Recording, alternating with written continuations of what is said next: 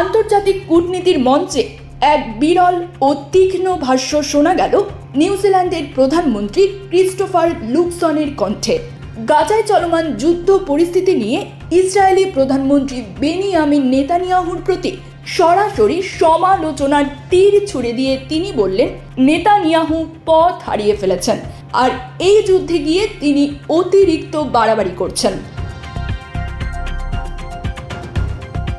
বুধবার 13 আগস্ট AFP-কে দেওয়া সাক্ষাৎকারে লুকসন স্পষ্ট ভাষায় বলেন, গাজায় যা ঘটছে তা একেবারেই ভয়াবহ।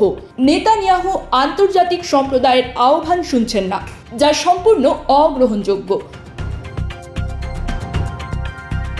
তিনি উল্লেখ করেন, বিশ্বজুড়ে ক্রমবর্ধমান যুদ্ধবিরতির দাবির মাঝেই নেতানিয়াহু সম্প্রতি গাজা শহরের পূর্ণ নিয়ন্ত্রণ নেওয়া ও হামাসকে সম্পূর্ণরূপে নির্মূল করার ঘোষণা দিয়েছেন।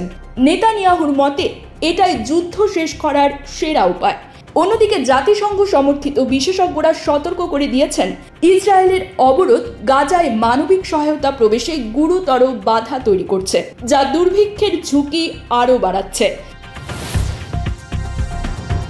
2023 সালের অক্টোবরে হামাসের হামলার পর থেকে শুরু হওয়া এই যুদ্ধে ইসরায়েল আন্তর্জাতিক মহলে তীব্র সমালোচনার মুখে রয়েছে।